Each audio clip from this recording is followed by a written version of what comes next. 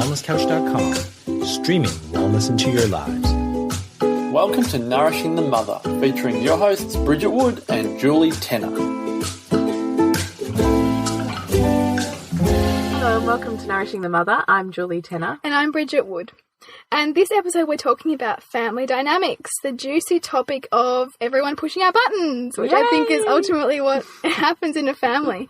We've talked a little bit about some of our own journeys and challenges, and we thought that this has got to resonate with other mums, I tell you what. Yes, and flows on perfectly from last week's podcast, which was on how emotions run our lives and what the messages really are that they're trying to give us and how we can perhaps work with those to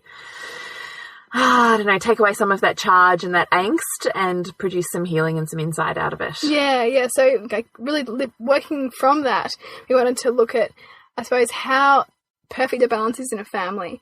We often think that our partners need fixing or our children's behaviour needs correcting or, we often think that there's something that needs to be sorted out in a family. And in fact, that dysfunction that we perceive is actually the perfect function of a family.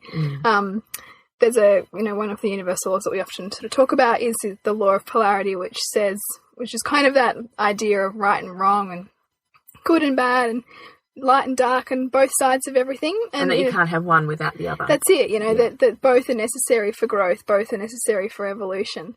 And so in a family, you're always going to have a balance of both. You're going to have a balance of the overachiever and the underachiever, or the one who's really into health and fitness and the one who's kind of happily relaxing on the couch.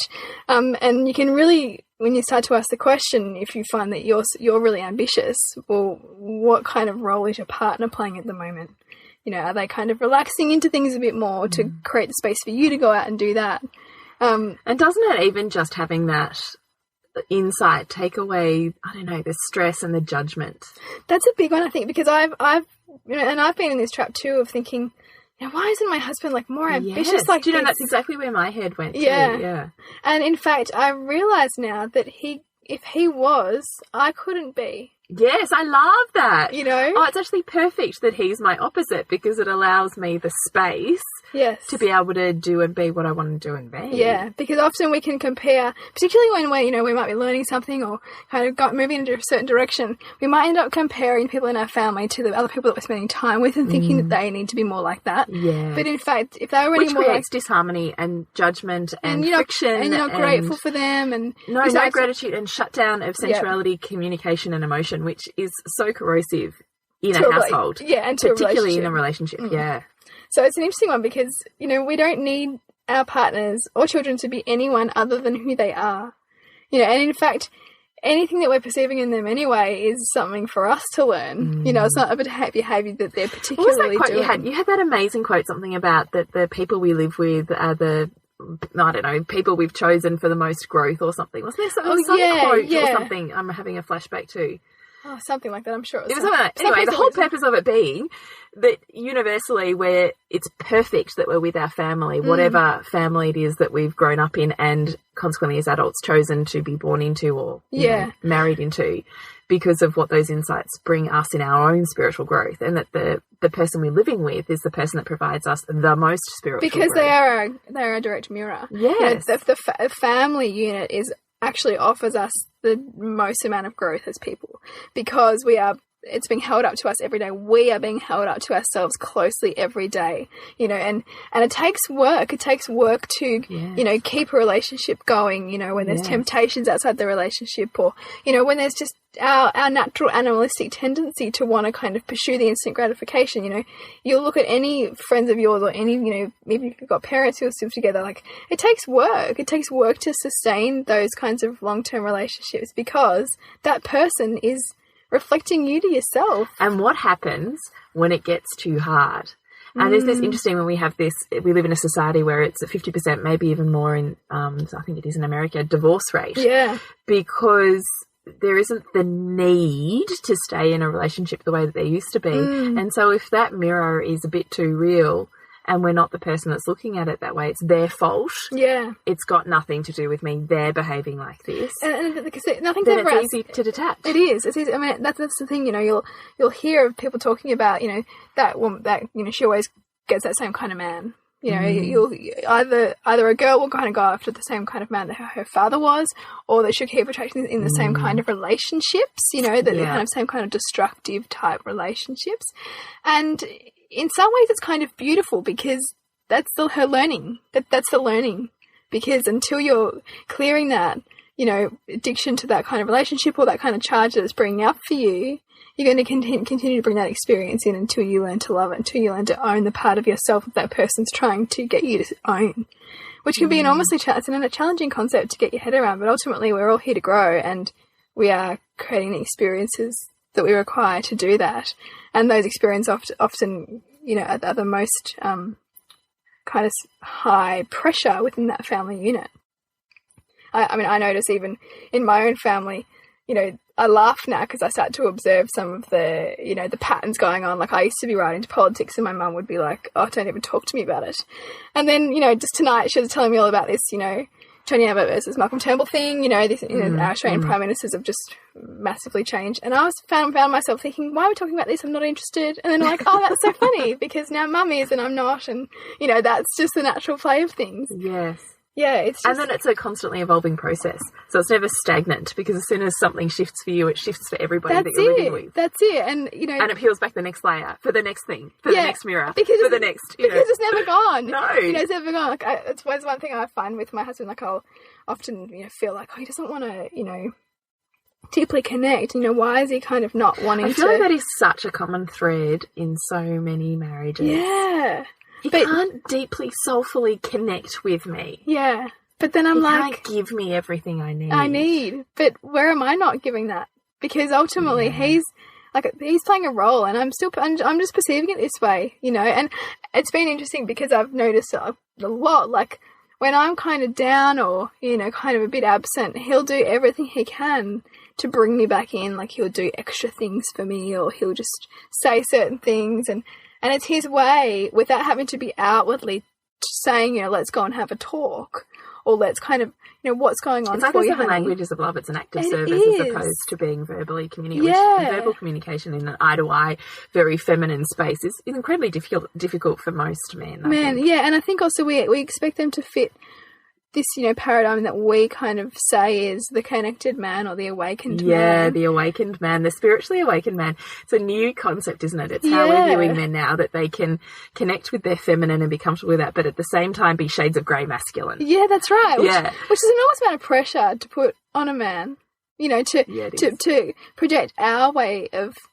Because we want everything from the one person as well, which I always see as never possible. No, and it was funny because I remember years and years ago when my mum said that to me, because I used to kind of get a bit frustrated at, you know, feeling like my husband couldn't provide perhaps, you know, the deeply intellectually stimulating conversations that I wanted. Do you know what, even parenting-wise, I think about that. I used to have so many...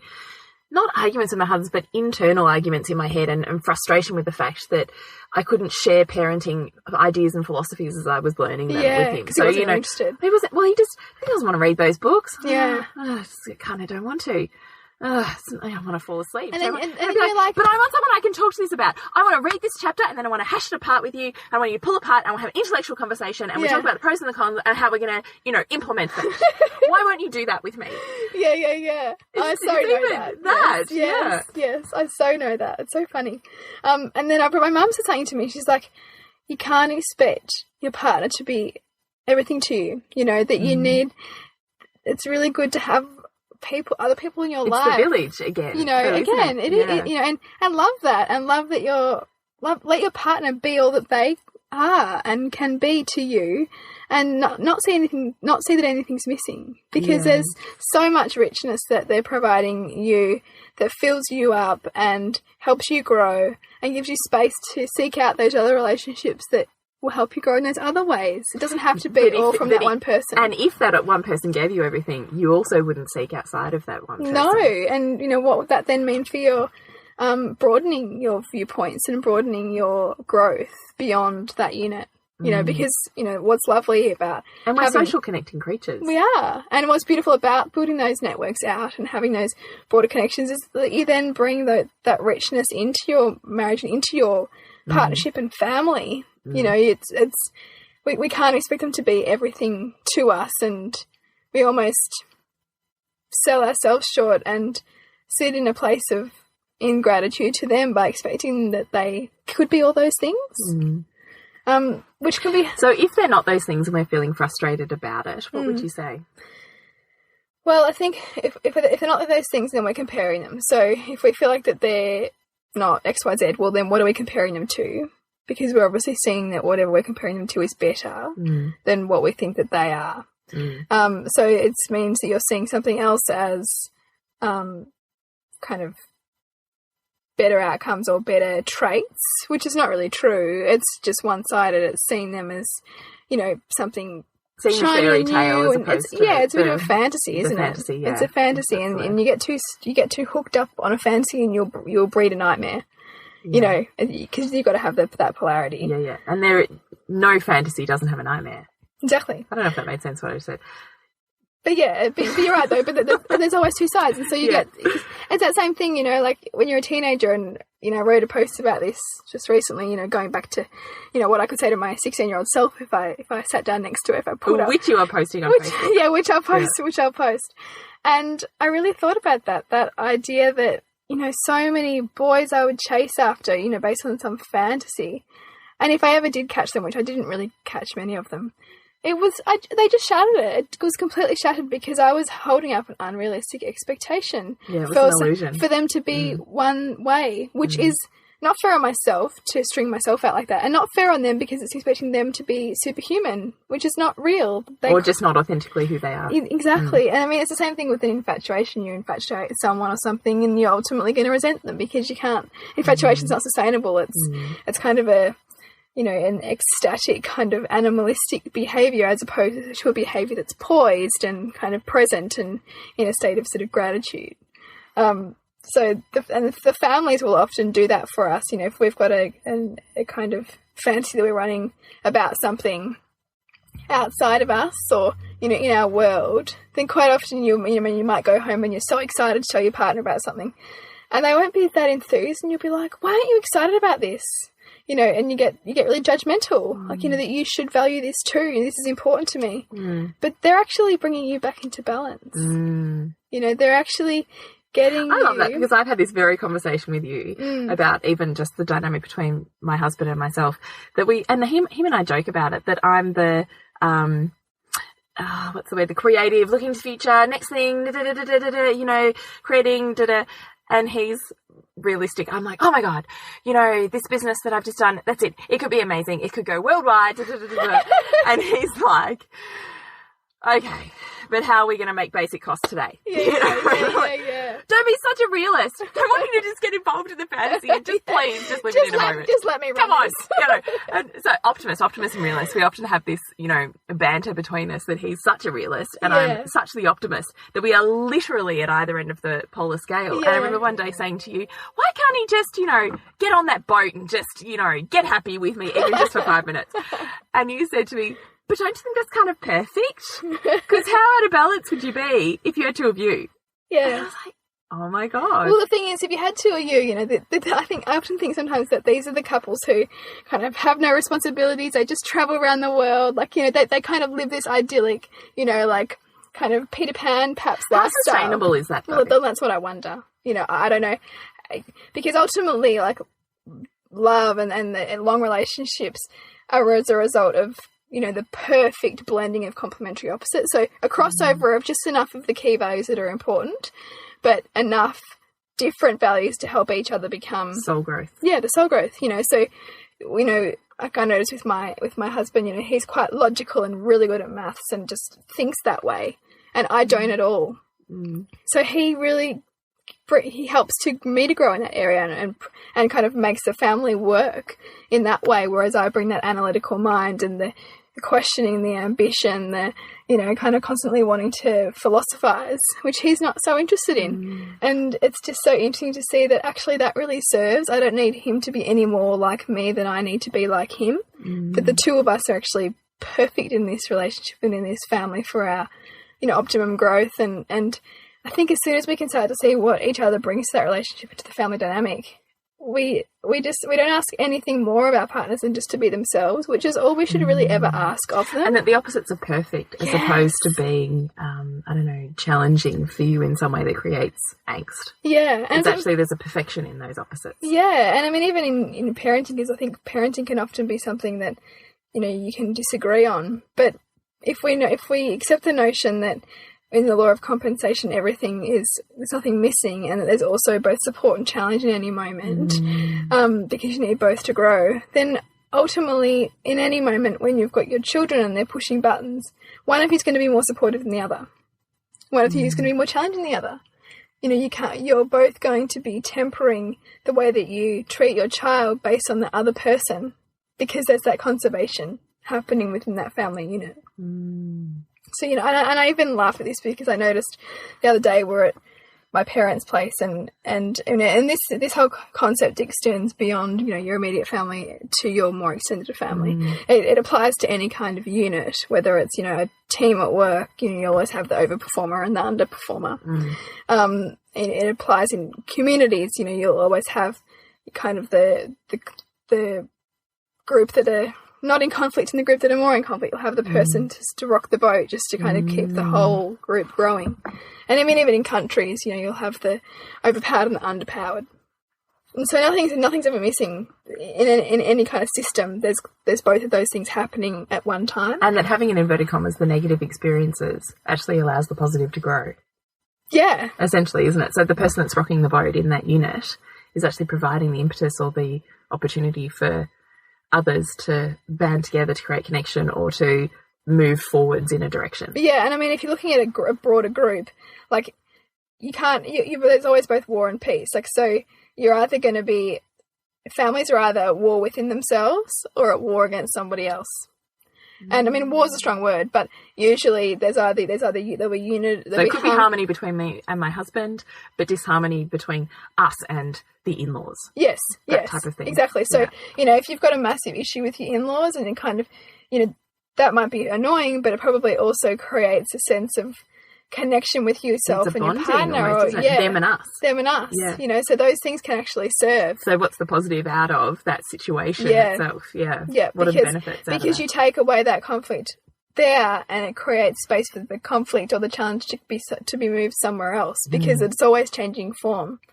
So we often try and strive in our human way to make everything perfect. Peaceful. If I make peace, let's say, with my in-laws, that conflict would actually show up somewhere else in my life, and potentially even in my relationship. Potentially, yeah. Because ultimately, at the moment, you and your husband are growing together through helping each other with the tools that you're needing to manage what you see as this conflict outside, or these challenges outside.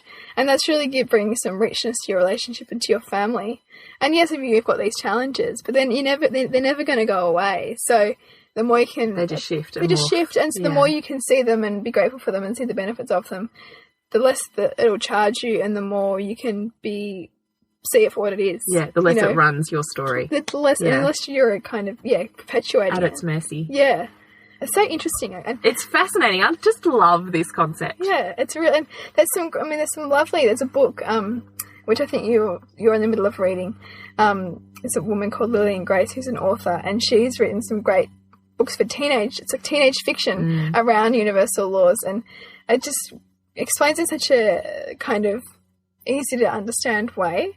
And it's something that I have read and thought, gosh, I would have loved to have read this when I was a teenager, just to understand a little bit more about how the world works, because it's not something that we, you know, particularly talk about. And I think it's not even a general consciousness. No, it's not. Outside of The Secret or the Law of Attraction. Yeah. There's nothing further.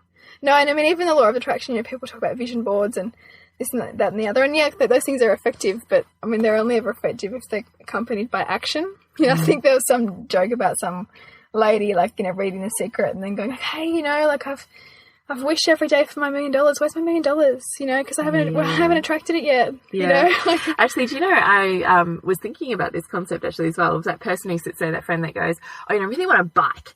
So I have just been affirming bike coming to me. I'm so grateful for my bike. I have my bike now, and I'm so happy riding my bike, and I'm so grateful, you know, all of that in the moment present gratitude. Yeah.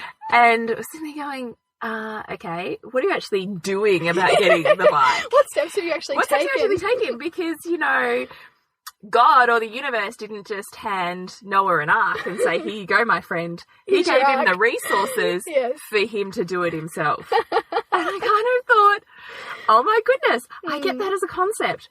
Remove all your feelings about God and those biblical stories. Just the basic concept of the universe hands you the resources for you to create the magic. He doesn't, the universe, the universe doesn't just go, boom, here you go. You wished hard enough. Yeah. It's a little bit bigger than that. And that's when these universal concepts, and I even love that idea of the thing that you want is totally possible and able to be created in a moment, but not without the steps, the actioning, the using the resources that are inherently yours. And it's a deep focus and intention too, you know, and bringing that congruency to yourself, because, you know, we're so often, we can get distracted and sort of feel a little bit, you know, jarred with what we're doing, and that's that incongruency coming up. So it's getting that clarity. So to extend that idea of complementary opposites further, there's also the way that we're socialised, typically as men and women, to concentrate our attention on different areas of life. So there's 7 different areas of life. So there's the spiritual, mental, vocational, physical, financial, family, and spiritual. And as men, they seem to be socialised more to focus on empowering their mental, vocational, and financial areas of life. And women tend to be socialised more and, I guess, biologically directed more to focus on nurturing, so that's family, their social lives, and physical. And so what happens is that each other sort of tends to concentrate on their kind of areas, and as a unit, that there's that general whole empowerment as a kind of a family unit, I suppose. And the more empowered that the family is in all of those areas, so each person, the more balanced all of those areas the more balanced in a family dynamic. Because you know, some families, the partner will never even have a login to the, you know, banking, for example, or the other family member will have no interest at all in organising social events. Ideally, you know, the more kind of empowered each person is in all of those areas, so at least have an understanding of them, the less extreme those polarities are. So the less extreme the kind of the highs and lows are, the less extreme the friction is, because each person has a level of empowerment across all those different areas. So there doesn't need to be that overpowerer versus underpowerer dynamic that can happen. And then there's less oscillation between the extremes. What's the purpose in the extremes? Well, the purpose in the extremes is ultimately, well, I don't know how much purpose there is in them being so extreme, but it's that whole idea of the chaos theory. So if there's, you know, you're always going to have order and chaos, and the further apart you pull those poles, the more chaos is going to be, because ultimately each person's trying to get the other person to own the things that they need to own. And it's controversial to understand this, but often in situations of domestic violence, the victim of that is very, very underpowered in finances, very, very underpowered in kind of vocation. You know, it's a quite a classic dynamic that happens, that the overpowerer comes in because there's such a power imbalance there in key areas that help an individual to feel strong and, you know, strong in themselves. And that's a dynamic that's quite a classic one that's at play. So when we take away the filters and the judgments that we have in our world, you can see how that's a balance that's trying to be created. And yes, it's an extreme, and it shows those two opposite sides. Or also in the mirror, trying to get those people to own those qualities. So where those deficits are, you bring in the extreme to force you to, I'm going to say, step up. Yeah, it is. Fill those voids. And it's the same as in a bullying scenario in schools. And it's the lessons with the feather, the brick, and the sledgehammer, isn't it? Yeah. Is if you're not listening to the little lessons along the way, in comes the sledgehammer, the really hard shit, to get you to really move forwards on something. That's it. You know, and it's that same thing, going back to that idea of calling in certain experiences until we get to love it, until we get to own it ourselves. And it sounds bloody awful, and I'm sure it is bloody awful to be in that, but that's ultimately, that's what that dynamic is playing out. It's continuing to bring in that challenge to get that on a universal level. So we're stepping out of the emotion and we're stepping into a more universal perspective of voids and everything imperfect is perfect and there for a reason, and that some of those hard lessons are there because we need them to grow in the way that we need to grow. Exactly. It's so fascinating to take away our own judgments of what a situation is and to be able to see the function of it, what it's there for. Because ultimately, we look to nature all the time. There's perfect symmetry in nature. There's perfect balance in nature. There's nothing that's there as a mistake. I even watch, you watch David Attenborough and people are like, oh my God, so nature's so cruel. But nature is what helps us all evolve. Nature is a reflection of us. And if we can resist that less and see the perfect function of it, then we can empower our lives. We can live from a place of observation and transformation and, being able to see everything as an opportunity for growth and everybody around us as a reflection of us, to love ourselves more and to be in more gratitude for who they are. And the bigger our emotional charge is on an area, an aspect of judgment, my husband's lazy, I don't know, my child's self-indulgent, that person is just horrid. Yes. Whatever those judgments are that we're making, the stronger we feel them emotionally, the more growth we have to do in those areas, or the more we need to own that aspect. That aspect, exactly right. And, if you continue to see, say, your husband is lazy or only ever wants to watch sport, or, you start to find yourself saying the same thing about them and going into judgment, well, then that means that you've attached a label to them. And when you're attaching a label to someone or something, then it's almost like your perceptions are actually continuing to look for behaviour that confirms that judgment that you've made.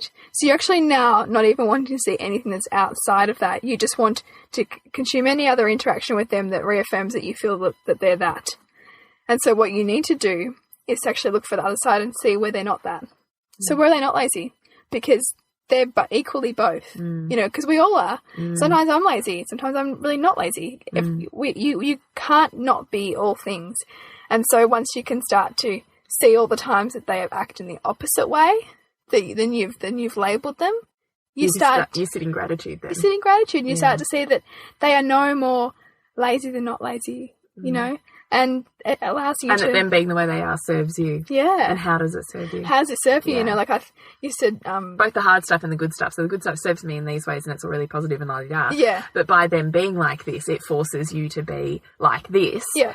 And there's the gift. And the stuff that, you get really charged on, I used to get really charged on my husband watching sport all the time, being really interested in that. And, you start to ask, what's the benefit? What's the benefit of him being interested in sport? And once I started at about 20, I was like, oh my God, I love that he likes to watch sport. It means that I can go do X, Y, Z. It means that he feels fulfilled. It means that he's had his, he's been in the zone. He's kind of got some of his energy out. Yeah, there's emotional charge around sport. Yeah. That's just... very kind of gladiator still, isn't it? It is a bit, but in fact it allows men to express that side of themselves. And in fact, if you took that away, you've got to wonder what kind of other way that they would need to express that. Because sport's quite a harmless way to express those kinds of masculine energy. What dysfunction would that form in if it wasn't there? So I think to be grateful for all things and know that they also serve is to... And they serve in the light and the dark. Yeah. In the shadow and in the light. There's always a greater, higher reason and a purpose and a gift out of both of those. And I think the quicker that you can realise that, the quicker that you can see it in a moment, the less it's going to run you and the less you're going to be consumed by it and taken away from ultimately what your greater mission is or greater purpose is. Because that's what things like this do, emotions and, these distractions and these kind of ruminations on the way everything around us needs to be fixed, the way our family needs to change, take us away from loving them for who they are and also achieving what it is that we are here to pursue and achieve, because if you take away a lot of those conflicts and get present with yourself, you're also able to self-actualize who you are and who you're here to be a lot quicker than needing to get caught up in all of that. But again, and we said this in the last episode, you can't just intellectualize it. You got to actually do it. You got to sit in there. Because when you intellectualize it, you sit in indifference. And one of the sentences you use, so we did have a Facebook question, you wrote a beautiful answer back to. So the question's when you're noticing a charge and maybe you haven't got the perspective on it yet. Yeah. What is it that you do? Oh, because when you get a really big emotional charge on something, your intuition's actually working really hard to reveal the other side. So your mind's doing what it can to reveal the other side to you, to get you to balance your perceptions. And so when I notice that I'm sitting in something like this, which is often because we all have emotions, I'll try and get present if I can and ask myself, like, what's going on for me right now? What's going on for me right now? And repeat it to myself until I, hopefully, if I'm calm enough, my intuition will pop through with an answer, you know, about what action's been happening or what event preceded this to trigger this feeling in me. Yeah. And even if that question's too hard, focusing on the feeling. So, okay, what is this emotion? Just name what it is. Is it anger? Is it jealousy? Is it, you know, whatever? Yeah. And where am I feeling it in my body? Just bringing consciousness to where that tightness, that tingling, that, I don't know, whatever sensation it is that you're feeling, noticing the sensation that it's there, and where is it, often is the first layer to peel back before you can even get to the why is this here? Yes. Yeah. And what's going on for me right now? What was I just doing, or the thought process I was just having, or the visual that my child or my family or this person's just displayed for me that's triggered something. Before you even get there, sometimes you've actually got to tune into your body to be able to sit there. And the tuning in is the noticing, the grounding, the feeling. Taking your head out of it and zoning in. Yeah, all really powerful things to do. And I practice. It's a practice because we're not really, I certainly wasn't, you know, cultured into listening to our bodies like that, you know. And it's definitely a practice, and you get better at it the more you do it. It's exactly you get quicker at it. Quicker at it, and yeah, definitely we're able to see what is coming up. And, you know, our physiology is always talking to us. Our body is beautiful for giving us feedback. You know, I think most disease is a subconscious or conscious creation, and our body is a great feedback mechanism to illustrate that. And, you know, the emotions within the family are great for feeling into what's coming up. So we really invite you to go away from this podcast instead of whatever's coming up for you and your family, perhaps ask yourself the question, you know, what's the benefit of them displaying this to me? Where do they do the opposite? Just to see that they're not they're not one-sided. And just really see, if you think that they're really one way, well, how are you the opposite? If you think that they're really lazy at the moment, well, are you being really ambitious? And if you're still judging them for being lazy, then how does it serve you? Because ultimately, perhaps if they're willing to be laying on the couch and stuff like that, it means you might be able to go and do some work or go and do some reading or energy. You know, it's all quite beautiful. Yeah, I love it. So thank you for this week. If you'd like to connect with us, our Facebook page is Nourishing the Mother. And if you want to connect with me and the film nights that happen every month in Melbourne. What's coming up? Well, it's the Empowerment Project on the 14th of October. I'm really excited about this one. And then in November, Project Wild Things. So that's looking at the proliferation of screens for our children and trying to get them out in nature, which is going to be a really lovely one to explore going into the Christmas holidays. Yes, if you'd like to get in contact with me, it's Julie Tenner at naturopathicbirth.com.au, or certainly through our Facebook page if you've got any questions that you would like to ask. And we do have our retreat coming up on the 8th of November, which we would love you to come along for. It's a whole immersive of peeling back your layers, moving into what your value systems are, where your emotions are lying, how they serve you, and how to move through them, which is what our last two podcasts have been. And you can connect with that through our Facebook page. And we'll see you next week when we continue to peel back the layers on the mothering journey. This has been a production of TheWellnessCouch.com. Check us out on Facebook and join in the conversation on Facebook.com/The Wellness Couch. Subscribe to each show on iTunes and check us out on Twitter. The Wellness Couch, streaming wellness into your lives. Whilst the Wellness Couch presenter endeavor to provide accurate and helpful information to their listeners, these podcasts cannot take into account individual circumstances and are not intended to be a substitute for health and medical advice from a qualified health professional. You should always seek the advice of a qualified health professional before acting on any of the information provided by any of the Wellness Couch podcasts.